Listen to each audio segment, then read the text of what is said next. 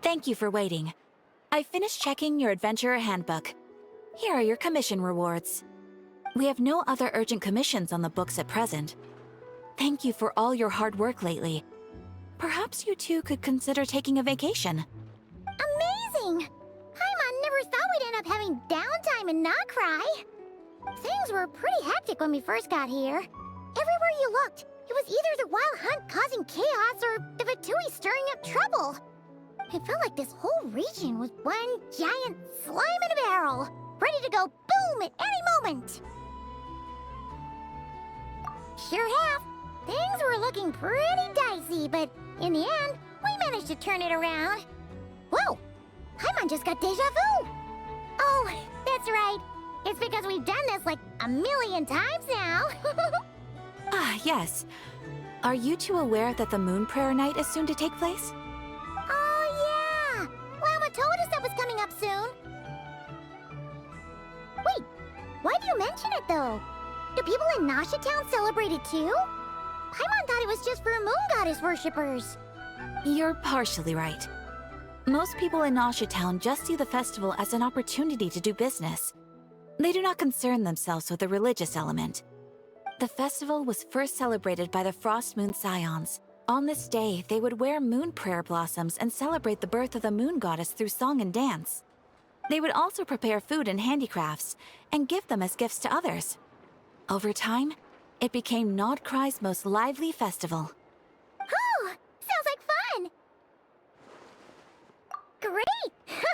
Well, in the meantime, since Catherine doesn't have any commissions for us, let's focus on some personal business instead. When we first got here, you mentioned that this was where your spaceship landed? We didn't get to follow up on it at the time, because we got wrapped up in that whole rare air situation, but now we can finally start investigating it properly.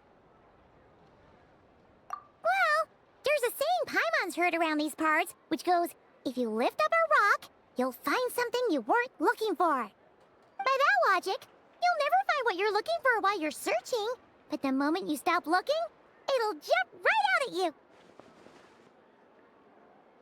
Could be worth a try though, right? Anyway, Paimon suggests we focus on other stuff we want to do for now, and just keep an ear out for spaceship-related intel as we go.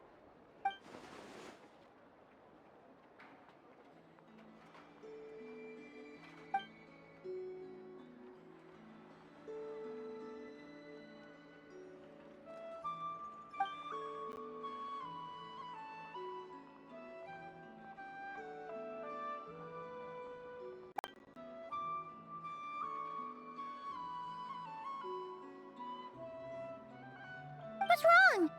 She looks super serious all of a sudden. Huh? Paimon gets why you'd be concerned about Columbina, but what does the doctor have to do with anything? Oh, that's true.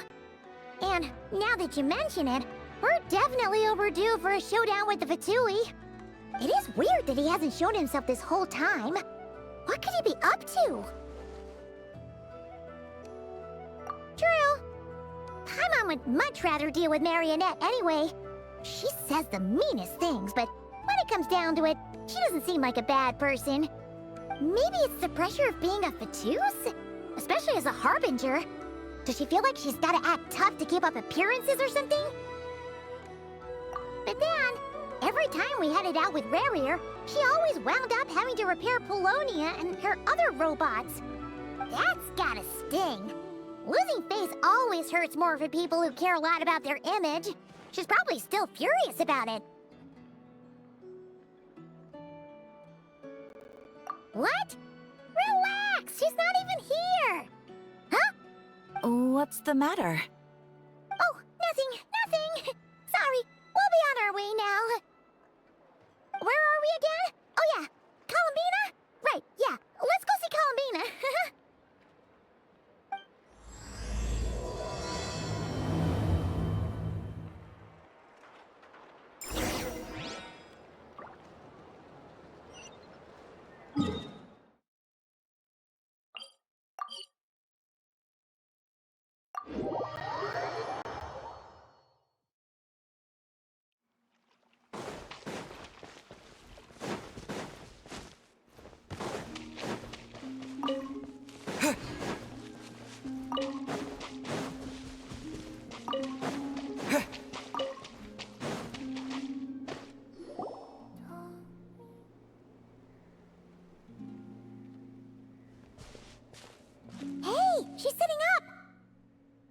Is me sitting here a rare sight?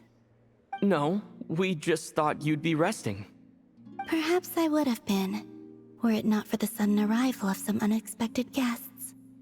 Not that I consider it a disturbance. After all, you are the only ones who are free to enter. Would it not be a little unfriendly of me to lie down while we speak? I didn't realize you put so much thought into little things like that.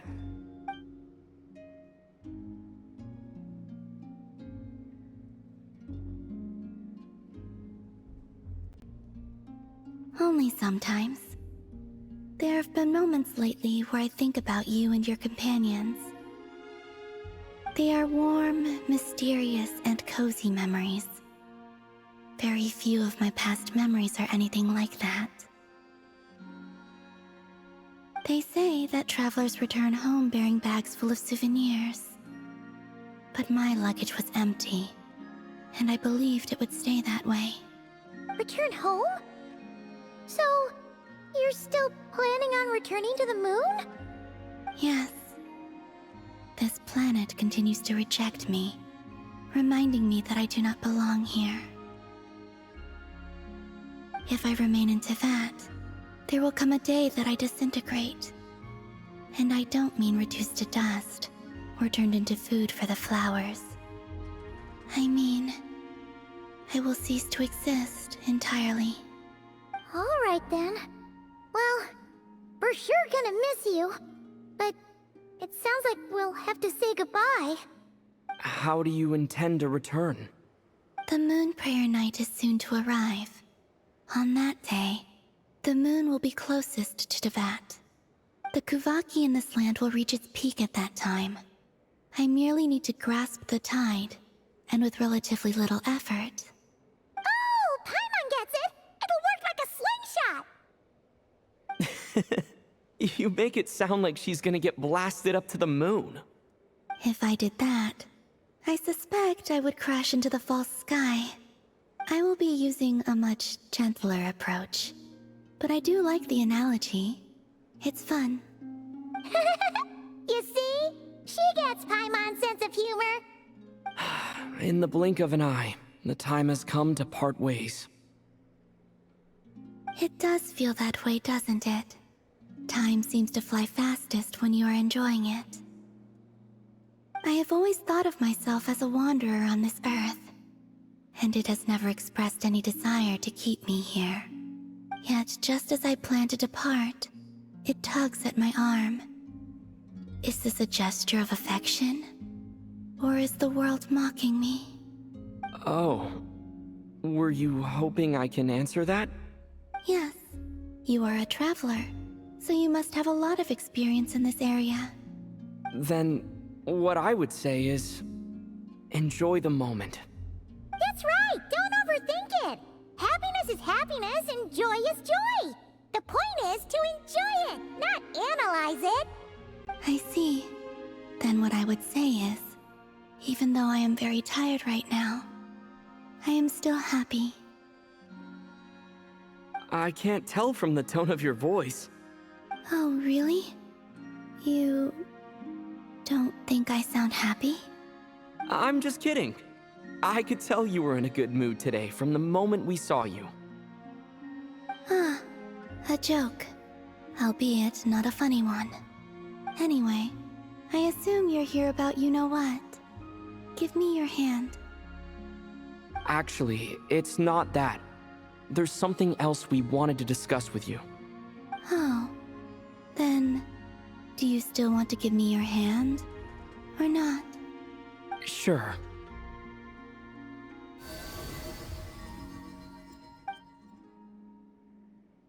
Thank you. So, I've heard that in the moon prayer nights of the past, people here would hold celebrations in the moon goddess's honor. Since you helped so much in our fight against the Rehir of Solnari, I think you deserve a farewell party before you return home. I haven't asked everyone else for their opinions on this yet, but I'd like to invite you to join the upcoming moon prayer night. I've never joined a moon prayer night before. I'm not sure what I would even do. Oh, don't worry about that! We take care of everything. All you need to do is show up. Of course, there's no need to force it if you're not feeling strong enough. It's just, this kind of felt like a golden opportunity.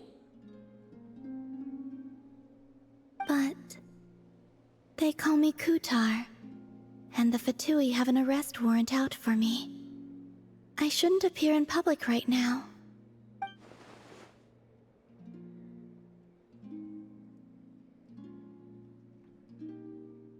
I'll make it work. You have my word. Yeah, we got your back. Well, he does. Paimon's actually not too sure what he's planning. All right, if you're sure. I will not refuse your invitation. I suppose it wouldn't hurt to pack a few more sights from this world into my suitcase before finally learning what my homeland looks like. Oh, if you see Lauma, please tell her that my answer to the question she asked me is neither yes nor no. Rather, it is.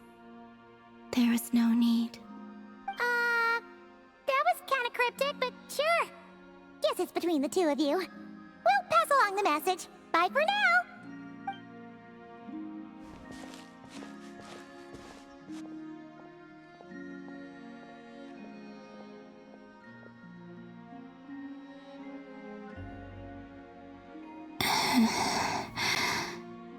And also, I do not know.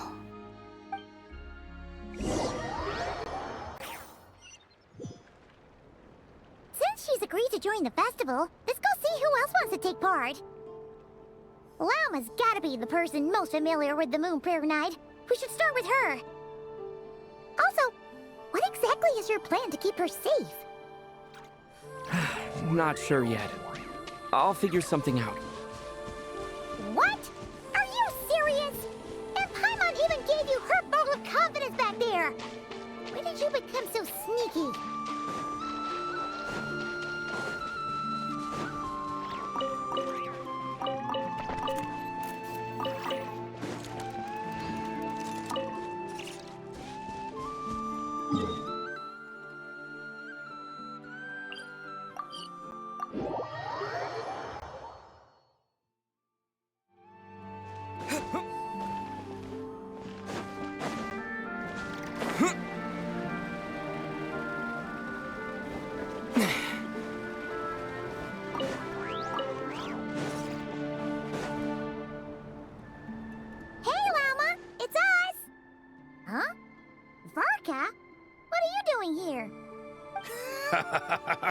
Beats me.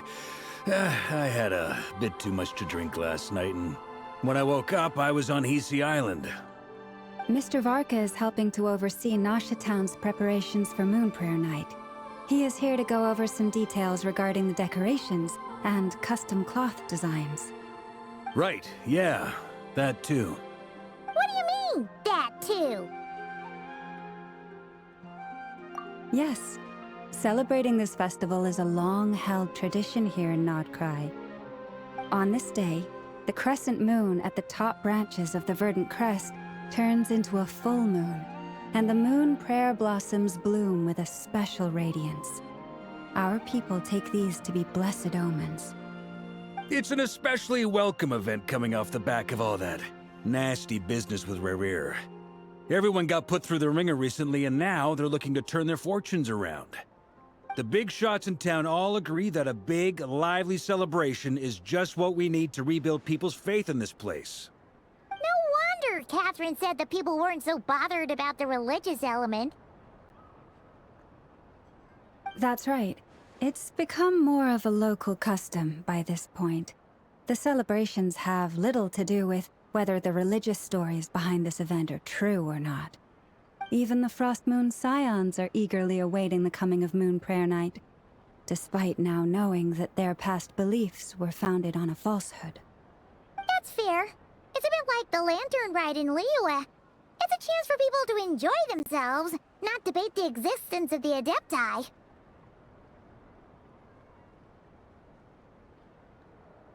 Oh, one other thing! We just went to see Columbina. We went ahead and invited her to take part in the festival this time. Hope it's okay. Wait, so... you mean she agreed to it? Huh. That's quite a surprise. Then I suppose that she intends to return to the moon on that day. Oh, yeah!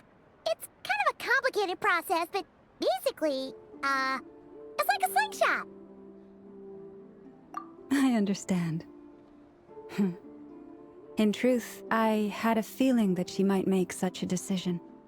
Well, if Kuthar has decided to participate in the festival, we should prepare accordingly. Yeah, exactly. She was saying how it could be risky for her to show her face in public.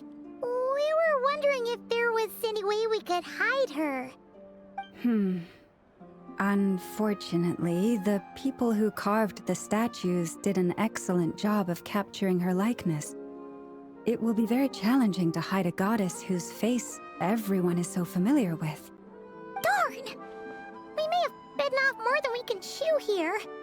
Nah, don't sweat the small stuff. We can handle that. Huh? Are you saying you have a plan? Not as such, no, but the most important thing with a festival is to keep the mood light and your spirits up. You can't go preparing for a festival with those long faces. You'll never convince anyone to enjoy themselves. The Mondstatter spirit is strong with this one. As it happens, I agree with Mr. Varka. Let's start by making our appreciation for Kuthar the beating heart of the festive atmosphere. And who knows? Once we get the ball rolling, perhaps everything will just fall into place. Hey! Did you catch that? Llama said the thing! Or close enough, at least. I'm looking forward to the Moon Prayer Night already. We have a festival in Mondstadt called Windbloom, and you can always tell which couples are celebrating it for their first time by the smiles on their faces. Big, beaming smiles like their whole face is glowing. And I have a feeling we'll get to see that same smile on the Moon Goddess's face at this festival. Not quite the same, surely. Anyway, I'll take care of business in the city, but I'll have to leave the decor up to you and the Frost Moon Scions. No one else can capture that traditional aesthetic quite like you guys. But lastly, there's the final key element that brings the festival to life. Companionship. Before you leave, let me show you something that we've been preparing. Mr. Varka had asked to see it already, so you may as well tag along. Also, I have some further questions about Kuthar's decision.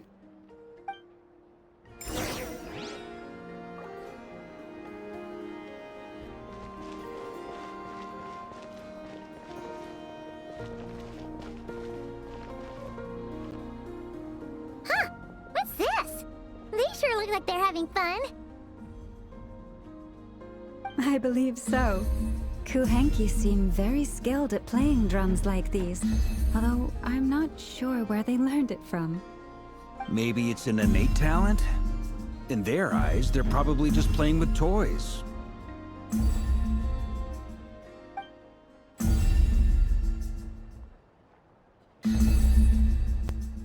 Wanatar! You want to play too?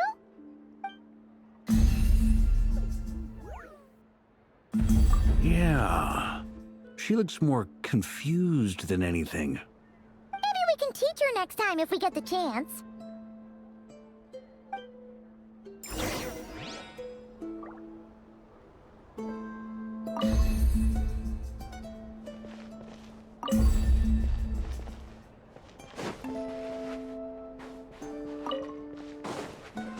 What are these floaty things? Moon veils. We hang them from buildings in the city during the festival.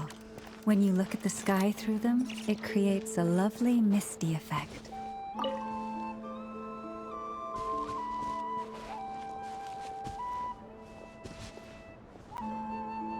Everyone seems hard at work. They are preparing items for Moon Prayer Night. For instance, the sculpture being made over here, Mr. Varka and I were just finalizing the details of where it will be placed. Ah, There she is. I didn't know the finished article would be so large. Not to worry, though. All the necessary arrangements have been made. Just let me know once it's ready, and I'll get some people to ship it over. You have my thanks. And over here, we are preparing a very traditional confection. Oh, look at all these colors! It looks great! Can Paimon try one? Of course. I have a feeling you'll like it a lot. You bet! Sweets and treats are Paimon's favorite! If you included those in the Feast of the Moon, I bet Paimon would have joined the Frost Moon Scions by now. There will also be verdant crests like this present in Nasha Town during the festival. The timing of Moon Prayer Night is not completely set in advance. We make a rough estimate, then observe the changes in the verdant crests and moon prayer blossoms to guide us. As such, the wait itself is a fun feature of this particular festival.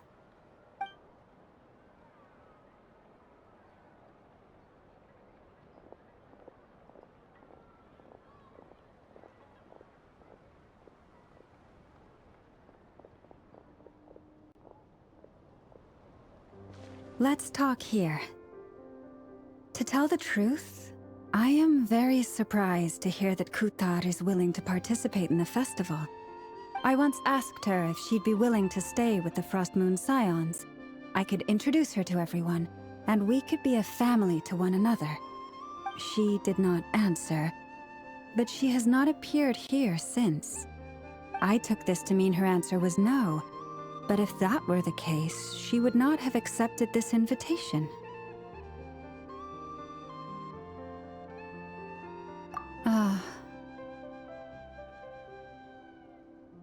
I see. Maybe she is right. Maybe the Frost Moon Scions of today no longer need a moon goddess.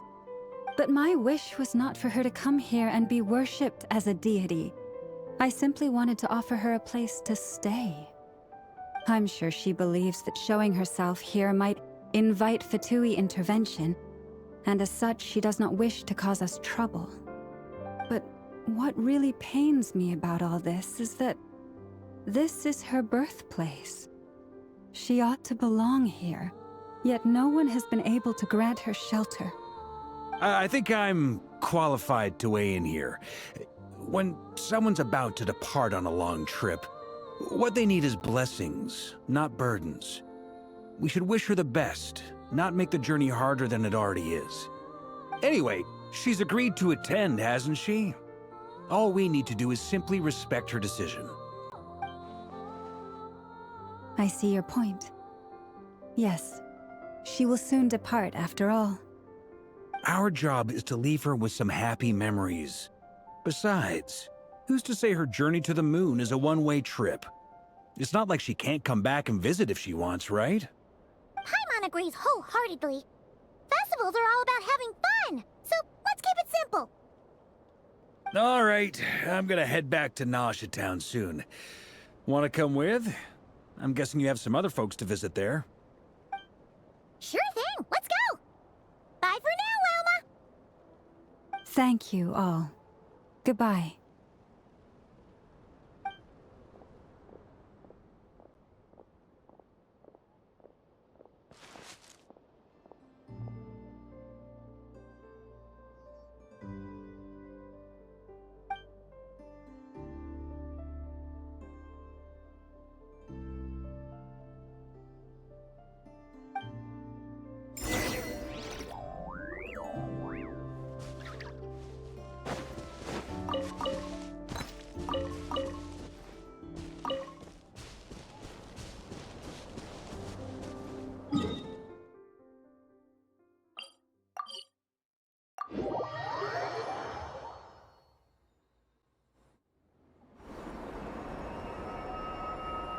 Huh? Hey, over there! It's Durin and Albedo with twins! What could they be chatting about?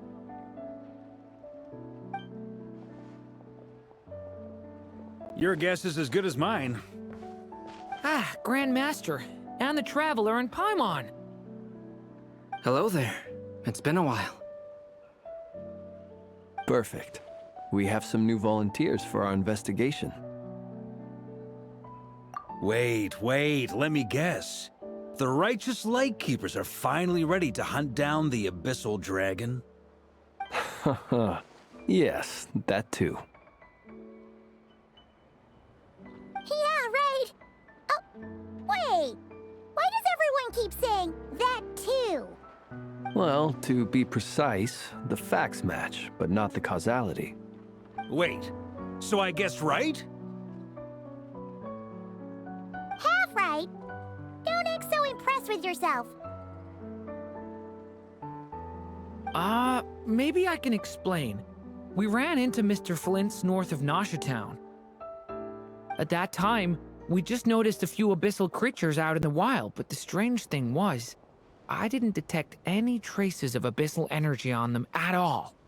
On closer inspection, we realized that they were not real monsters, but something akin to reflections in the water, or perhaps a mirage. Huh? What do you mean? Like, you could see them but not touch them? Exactly. It was very peculiar. They roared and tried to attack us, but we could not make any physical contact with them. I think I've heard of things like that happening in Krai before, but I don't know much about it. Yes, it's a known phenomenon. Mirage-like illusions tend to appear in Nocturne in the run-up to Moonprayer Night. From a distance, they appear quite real. I myself thought that Misters Durin and Albedo were locked in battle with abyssal monsters when I first arrived. But after sharing intel and investigating a little further, we can confirm that these illusions are harmless. There is no great cause for concern. All the Mirage stories I've heard are either animals, rocks, or small houses. Abyssal monsters, though? That's a first. It's a first for me, too. So I'm planning to look into it further just to be on the safe side. I intend to inspect a few more locations. What about you two? Any plans? Alice contacted me a few days ago. She'd like me and Durin to assist her with an experiment. But we lost contact shortly after receiving the message. I'm sure that comes as no surprise to anyone familiar with her. We don't know when the wind will blow, yet when the wind blows, we will know. That, in a nutshell, describes how Alice operates. Yeah, that tracks. Okay. Well, I suggest we investigate this Mirage business in the meantime. It's piqued my curiosity, and I'm pretty sure I know someone who will already be 10 steps ahead of us. Well said. Right? Whatever's happening in Krai, she always seems to be the first one to know. Let's go see what she knows. We can invite her and her staff to the festival while we're at it.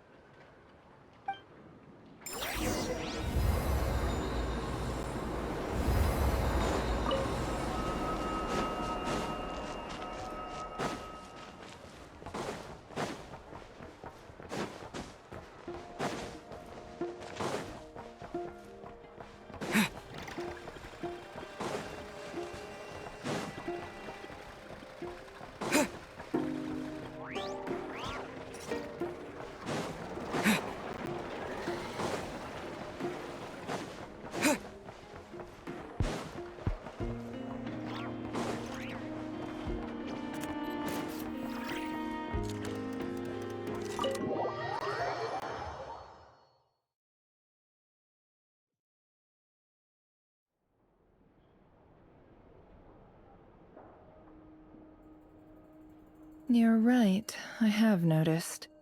There's certainly something a little fishy about this situation. Only a little, though. Records indicate that this phenomenon can occur in the days before and following Moonprayer Night. That said, it has always been a rare sight in the past. The odds of encountering these phantoms are similar to looking up in the night sky, happening to see a shooting star, and managing to make a wish before it disappears. But this time, either everyone's getting lucky, or they're appearing far more frequently than usual. Yehoda's out gathering intel as we speak. In the meantime, let me check off some points of interest. First, the Abyss.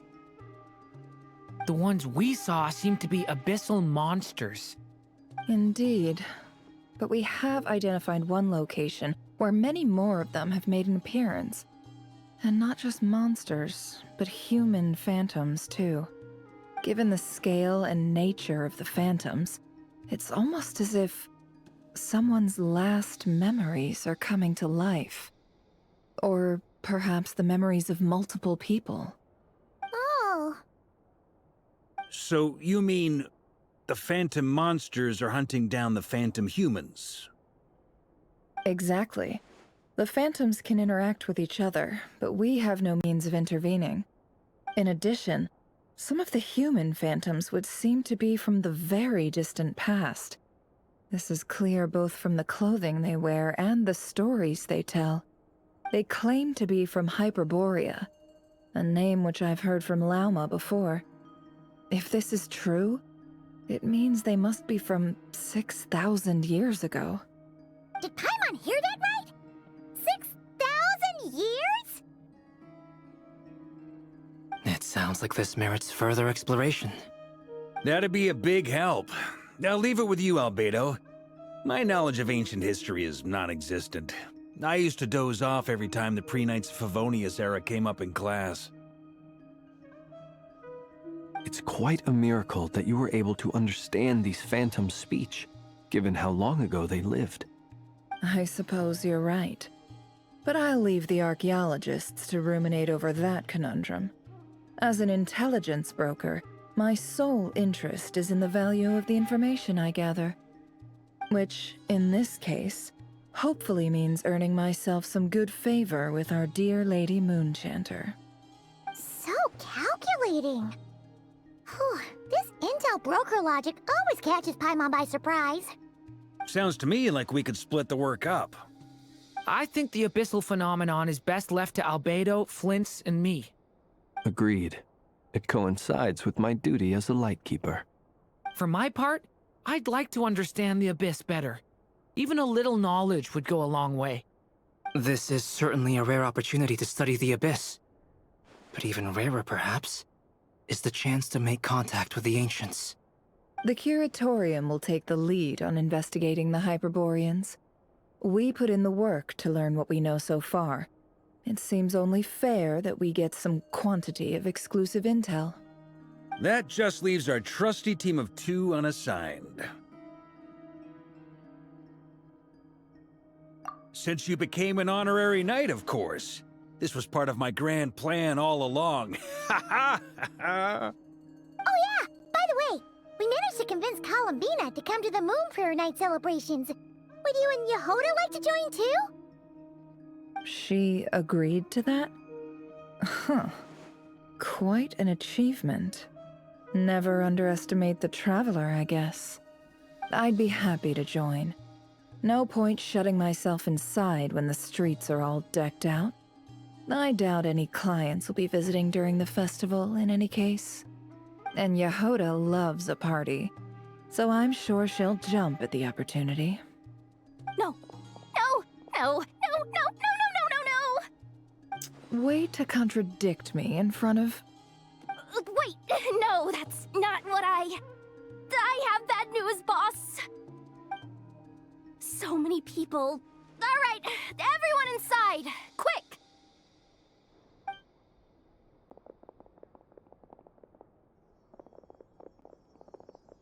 This is gonna sound crazy, but hear me out. I saw one of those phantoms at Star Sand Shoal, and it was some sort of flying ship. Like a spaceship? That's gotta be the one you came to Tibet in. You said you saw the same thing through the moon marrow, right? Huh? You already know about it? Ugh, I thought I was gonna blow people's minds. Turns out I'm the last to find out. Wait. Back up. You came here in a spaceship? Now my mind is blown! What's it like on the inside? Was it like flying through space? Ah, I want to know everything!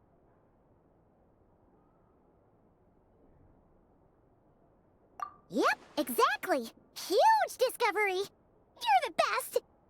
Second best intel broker in the world. After your boss, of course. Wow. Really? Well, I don't know if I'm all that, but... I guess that decides where we're heading next. Come on, don't look at me like that.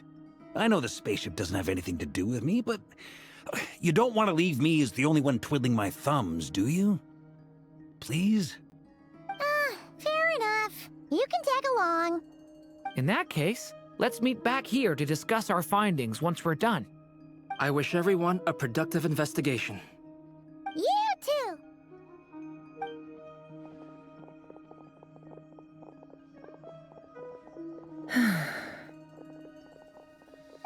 What's up, boss? Aren't we gonna head out? Tell me, Yehuda, when did the curatorium start giving out intel for free? Oh, sorry, boss.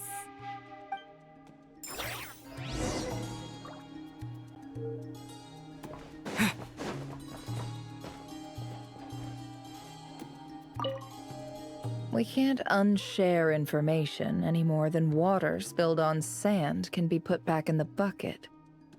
I'll just have to balance the books some other way. Please, boss. There's gotta be another way. Who knows? Depending on what they find, maybe this will work in our favor. Please don't find me. Please.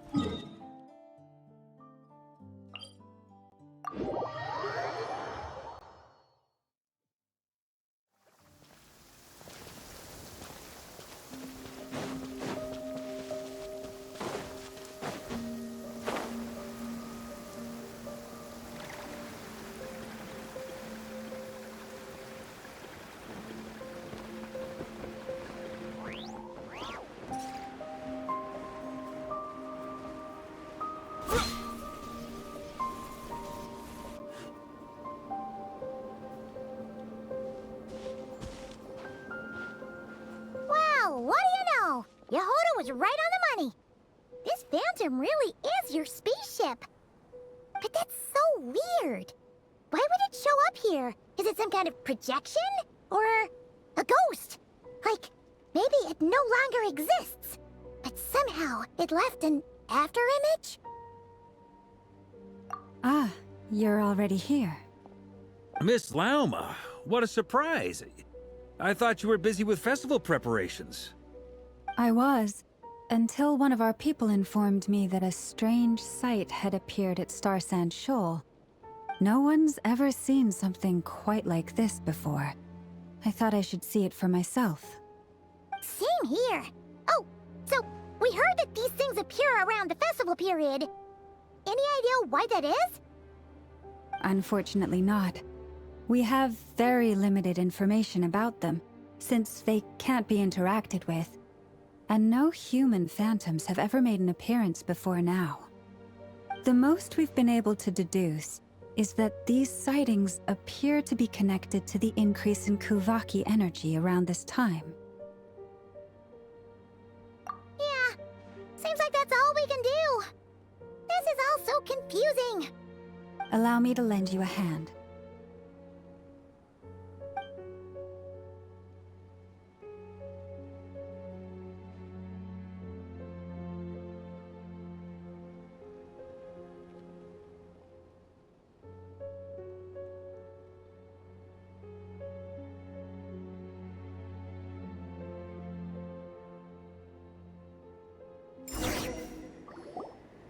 Everyone, our friend here should be able to provide us with some information. Is that a phantom Rhymehorn deer? I've heard about how the Frost Moon Scions live in harmony with the animals, and can even communicate with them. That's coming in handy now, for sure. Okay. Yes, I understand. Then how about this?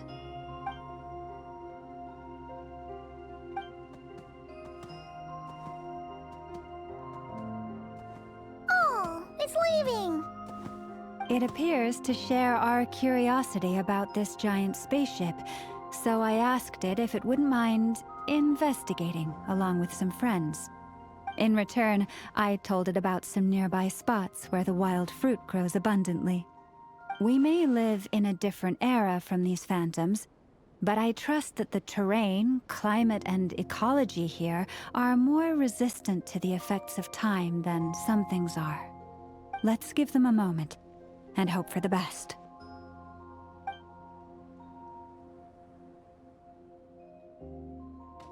All back together?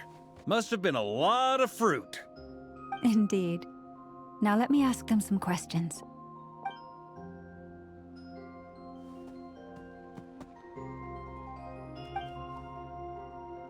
It did find a lot of wild fruit, enough for them to feast for a long while.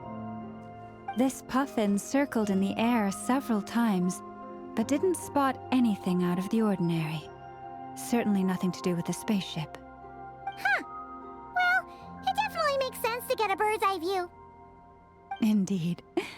Other than that, I was also thinking that the world these phantoms see is also different from ours. Oh, I get what you mean. The wild fruit exist in both times and spaces, but there might also be things that only exist in that space-time, which we can't see. Good point. Great thinking, Lauma. Blunthorn rhinos can use kuvaki to shift great rocks, but this one says it couldn't get that ship to budge by even an inch. The sniffer mole tried too, but despite being a skilled digger, it could not get through. They say that the spaceship looks robust and undamaged. It seems completely impervious to any and all attacks. Whatever lies within is well defended from harm. So, just like us humans, there was nothing they could do about the spaceship either. Yes, still, they deserve our thanks. We are grateful for all your efforts, dear friends. Now go, and enjoy your feast. I've noticed some other human phantoms gathered nearby. Come on, let's go talk to them.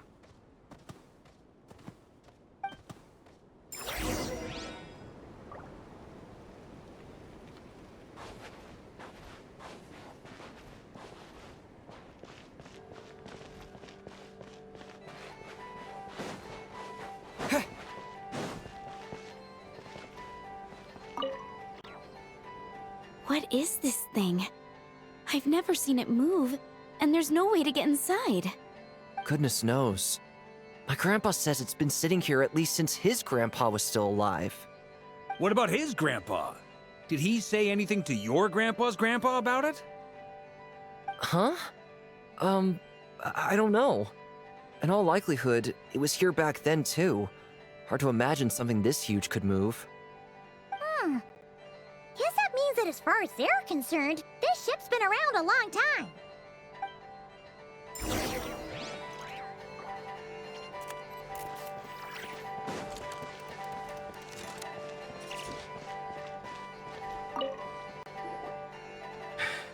Come on, brothers.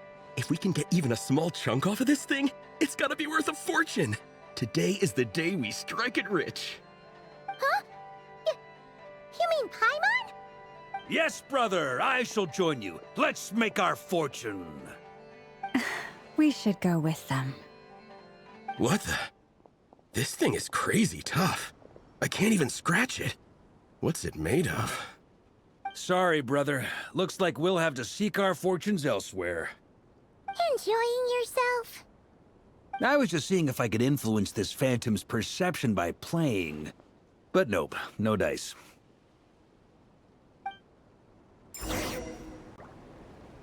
I'm sure we're all starting to build up an idea of what's going on here now that we've spoken to some of the people.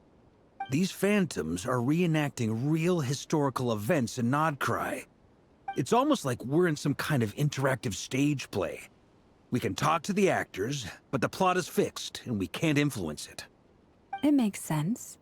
History is set in stone. The objective facts of the past cannot be changed. Paimon totally thought you were just goofing around earlier. But actually, you were doing some serious investigating. Of course I was. Anyway, at this point, I think we're forced to conclude that although the Phantom spaceship is right there in front of us, we aren't going to learn much about it from these people.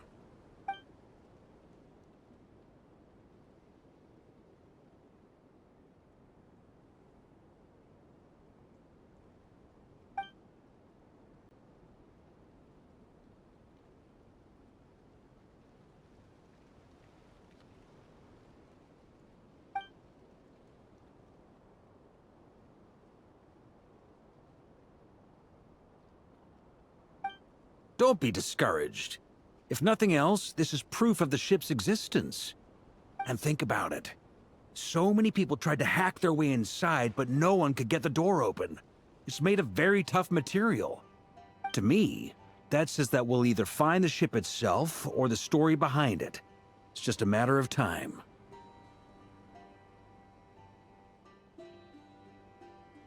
Huh. Every now and then, when Varka gets serious, he actually does seem like Grandmaster material for once. I wonder how the others are doing. Let's head back for now. Sounds good. Also, drinks are on me if Team Knights of Favonius is the first to finish. Wait, we have a team name now? Am I in Team Knights of Favonius as well? You're very welcome to join. We've even got a cathedral ready for you. Isn't that technically blasphemy? You wouldn't dare make a joke like that if Barbados was in earshot. Nah, I'm sure Barbados doesn't mind a little harmless blasphemy once in a while.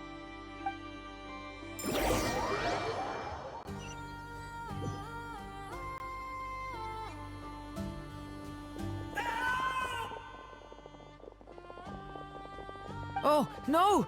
Get away! Oh.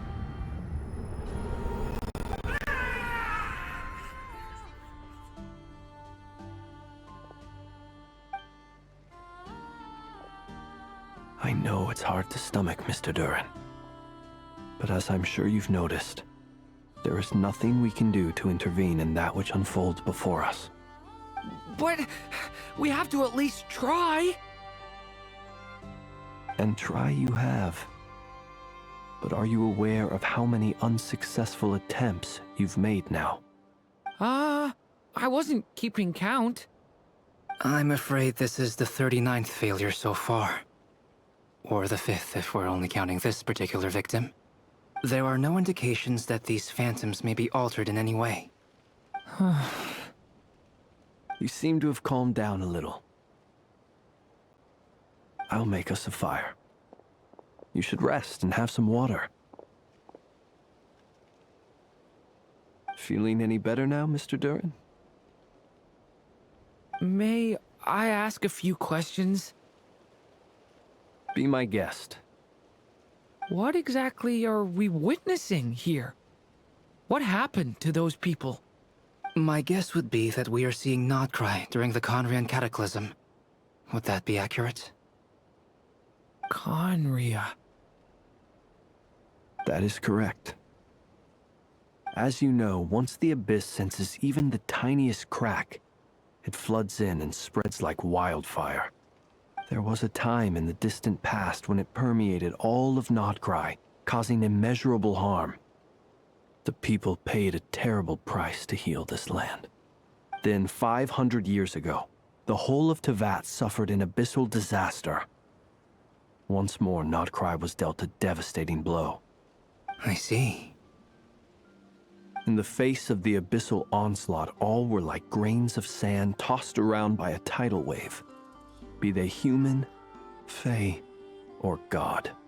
The moment you witnessed is but one drop in a whole ocean of catastrophe. All right.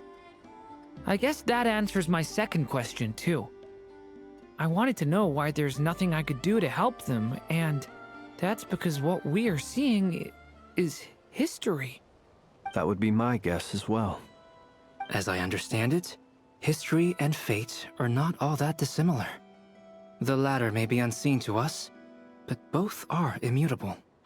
Yes. Fate was determined long, long ago.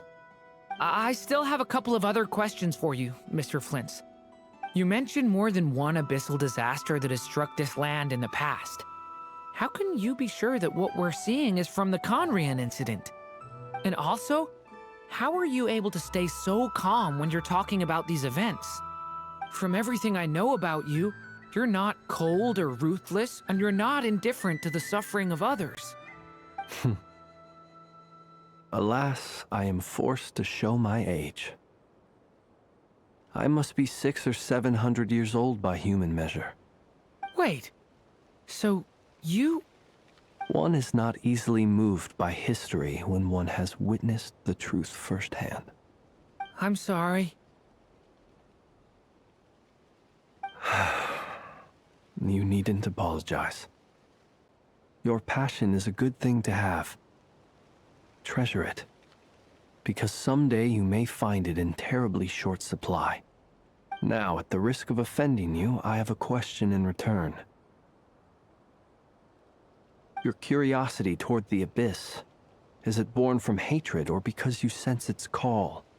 I only ask because I kept a fragment of Rerear's body in my lantern for a short time. Specifically, his heart. So I know what a burden it can be to carry the Abyss with you. And I hear its power growling from somewhere within you.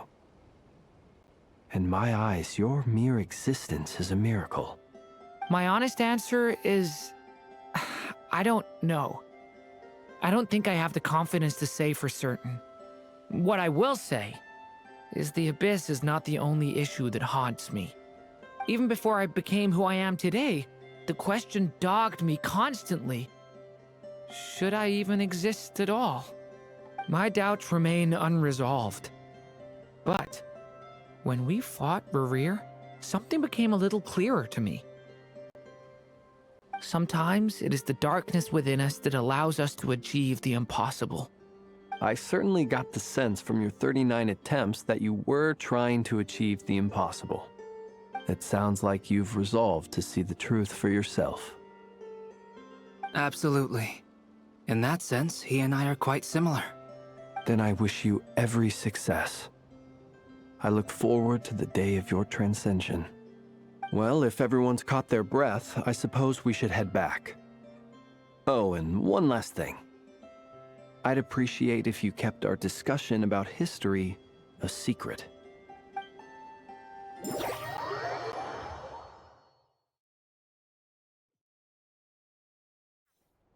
Incredibly, our separate investigations led us all to the same conclusion. Hooray for consensus! Yeah, but we barely learned anything, though. I totally thought this would be the mother lode. Talking with the ancients? I mean, come on! But nope. All we got was useless snippets of conversation. And all this stuff about moons and hyperopia. What a load of baloney. Seems like people back then had a few screws loose. I understand your frustration. We found the same issue. Each phantom only showed a very brief moment in time. There isn't much value to be found in these miscellaneous fragments of a civilization's history, no matter how glorious it may have been. If there's a silver lining, it's that these phantoms are harmless to the present reality. They shouldn't get in the way of the festivities. Paimon agrees. And not just because it's the first thing she understood in this whole conversation. You look disappointed, Nefer. Is something the matter? What do you think? We all worked our tails off, but the only one to gain anything from it was you, Lady Moonjanter. Well, please do share the Hyperborean records with me. I will gladly inscribe them in our people's documents. Oh, duh! Yeah! That was it! Hyperborea! Hyperborea. I'm serious. Only an expert in the Frostmoon Scions and their history can turn these records into valuable research material. The alternative is to let them gather dust on the Curatorium's storage shelves until the pages turn yellow. Nefer, you're wise enough to know that cooperating and sharing the profits is the best course of action here. Well, that goes without saying. Sure, let's do that. Huh? But didn't you say we aren't supposed to give out intel for free? Sorry. Shutting up. Now is not a good time to push Nefer's buttons. Anyway, back to Moon Prayer Night. I'm thinking that we should prepare something a little special, aside from the usual decorations and so on. You mean a parting gift? Can't go wrong with food. Although, does food go bad on the moon? Perhaps a lantern would be a better choice. It might be dark up there. It could prove difficult to light a lantern on the moon. Magical stones might serve that purpose better. What about a clockwork mecha model from Fontaine? I've got a whole bunch at home. I use them for fighting practice in my free time. None of these sound like things she would be even remotely interested in. But we don't interact with her enough to know what she likes. Yeah. It would really save us the guesswork if someone could find out what she's into. Wait, what the? Traveler? They're all looking at you. Great! Haha, problem solved. Now, I need to stop by Dory's. Gonna need her help sourcing a bunch of stuff for the festival. Then let's leave it there for now. We all have our own business to attend to. Traveler, if you find out what Kutar likes, let us know right away.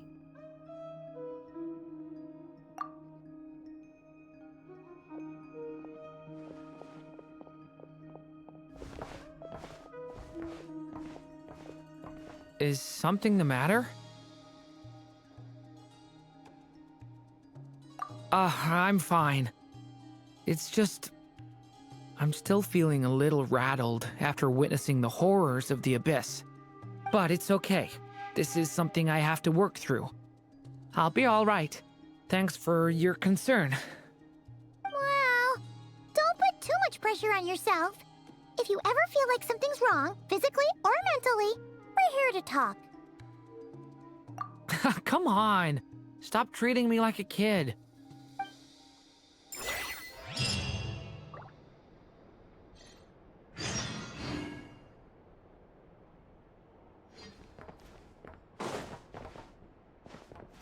You should get going. It's important that we ascertain what Kutar likes.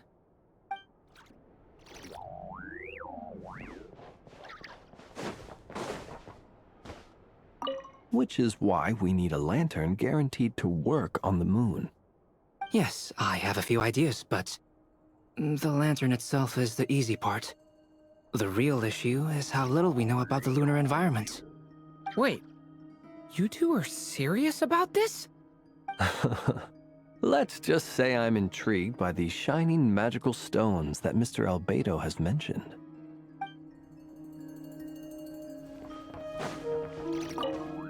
Could you do me a solid and try to smooth things over with Boss Neff?